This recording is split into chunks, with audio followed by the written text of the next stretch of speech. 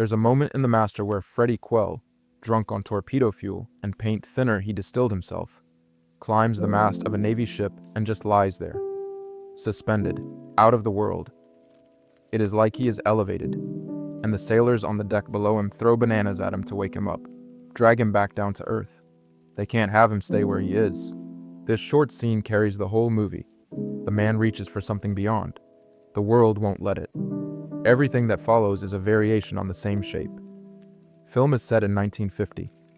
The moment America is trying to take 16 million men trained to kill and turn them back into husbands.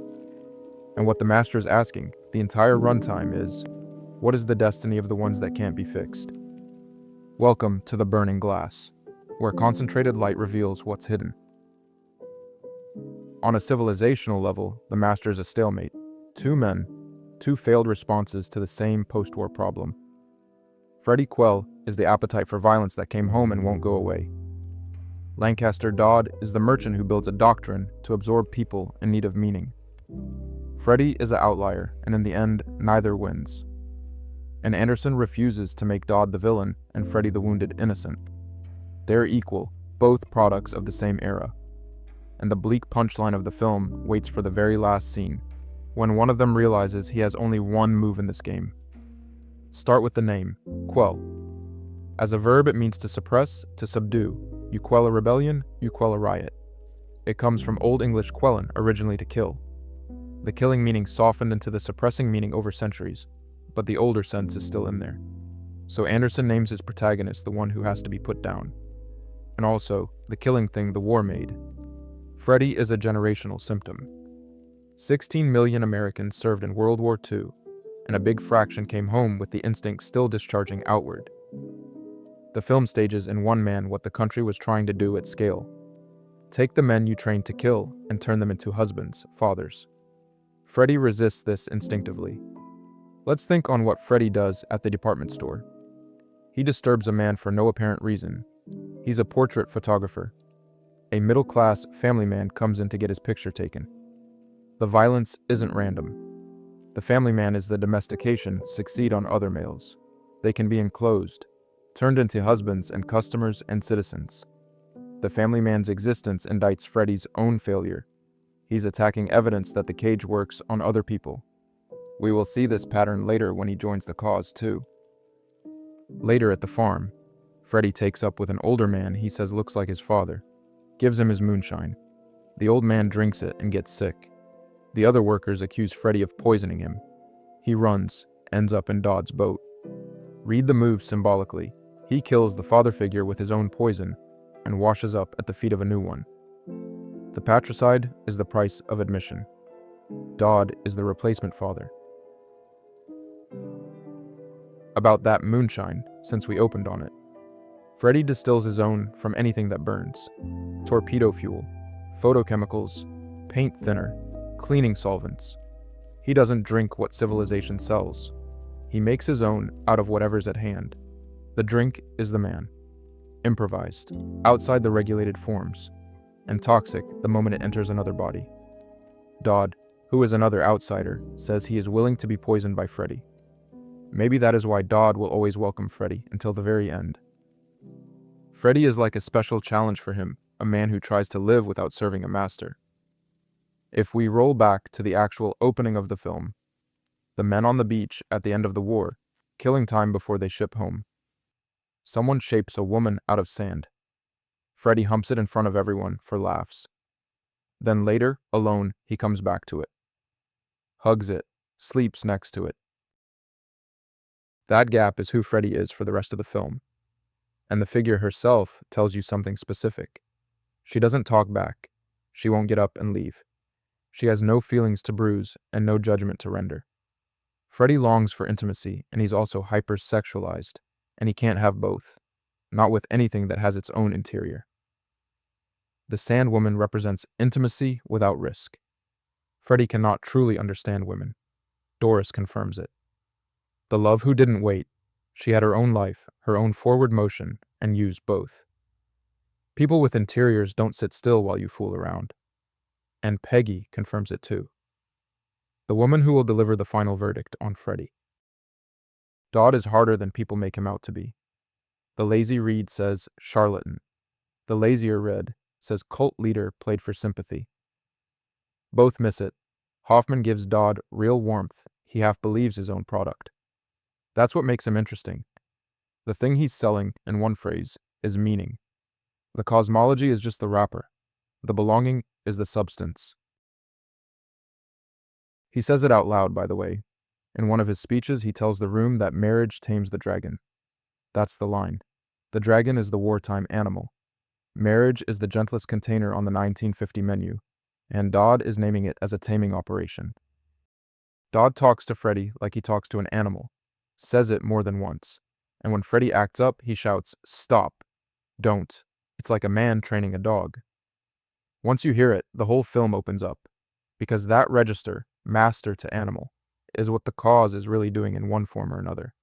Doctrine, hypnosis, societal norm, marriage, the state itself. They're all the master saying, stop to an animal that doesn't want to. Animal submission to man, by doctrine, is the theme the film is running underneath everything you see. You are not allowed to transcend. You are either a misfit the system rejects, or a cog it absorbs. Dodd sells submission for a living in a world that longs for meaning.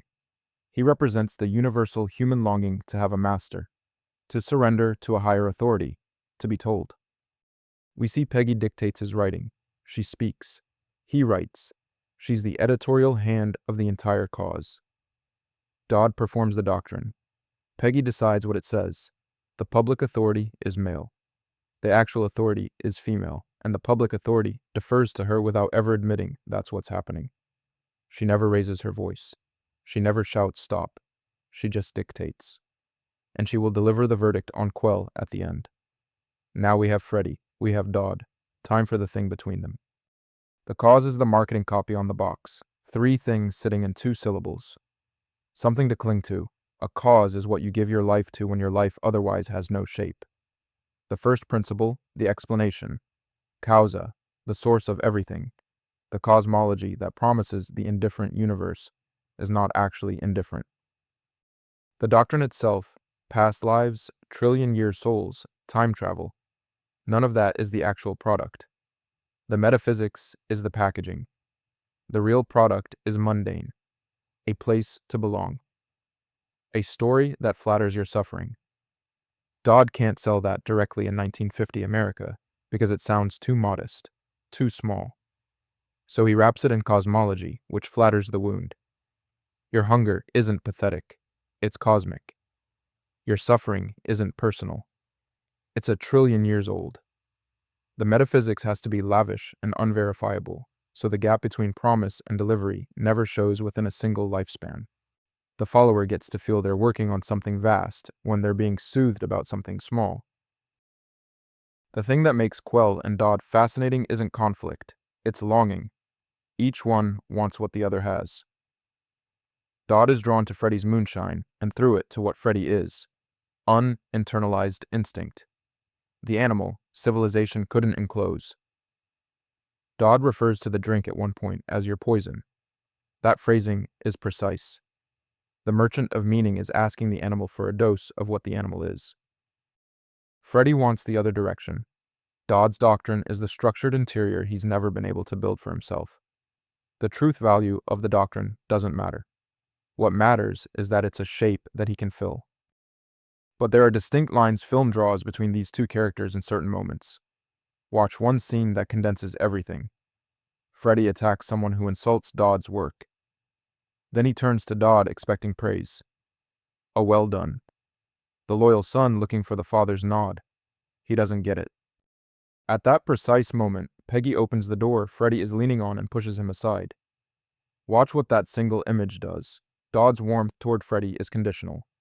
Violence in his defense doesn't earn what Freddy thought it would. Peggy is the actual authority. She's the one who physically moves him, literally and figuratively. And the gesture foreshadows what's coming. Peggy has already decided what Freddy is. The door pushing is the early enactment of the eventual verdict. Peggy being the master of the cause is implied throughout the film. We see her dictating Dodd's writing. We see her holding Dodd by the neck, dictating again. When Dodd is confronted by a critique, Peggy is in the frame too, just in front of Dodd. The police come for Dodd. Dodd is too, operating outside societal norms. He just isn't as vulgar about it as Freddy is. The difference, from the state's perspective, is style. Both men are out of bounds. The police arrest Dodd.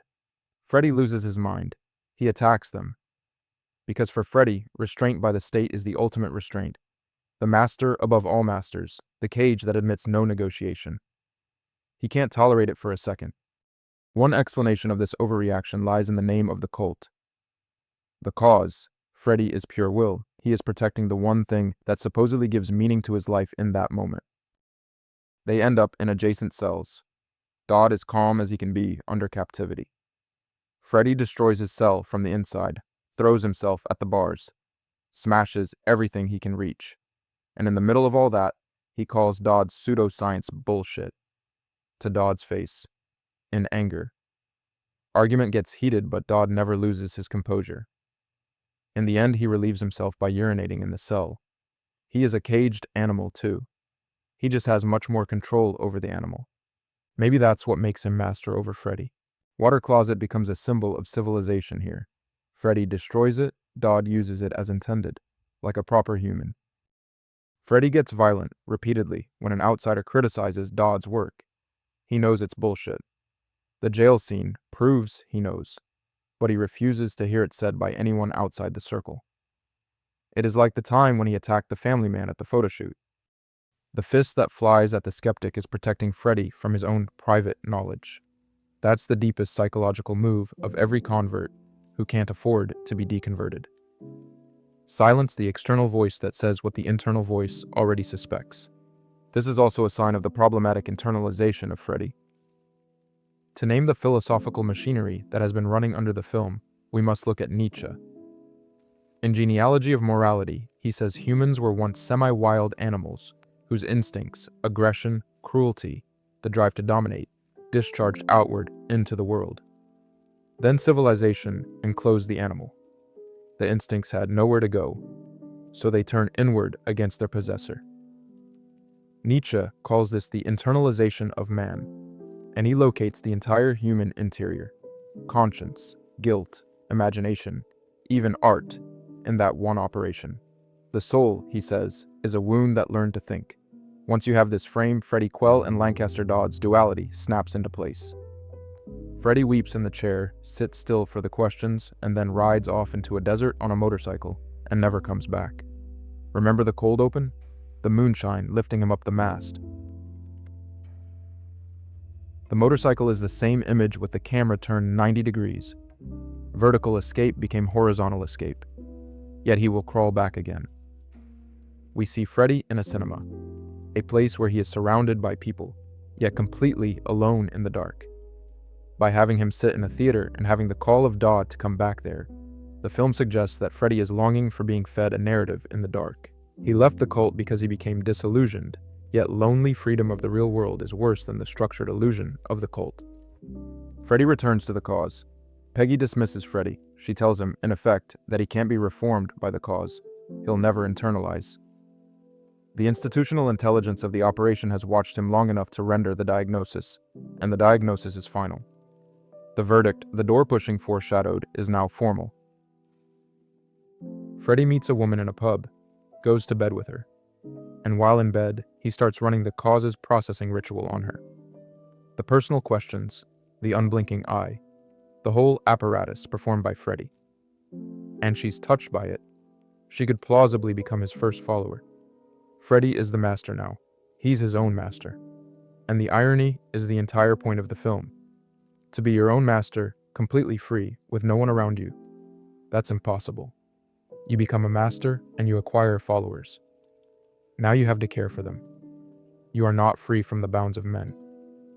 And with Freddy grasping the mastery, he will now have a chance to shape an individual from blank, like the Sandwoman he longs for. That's our read through the burning glass, where we point out what the film is showing, one frame at a time. If it sparked something, like and subscribe for more.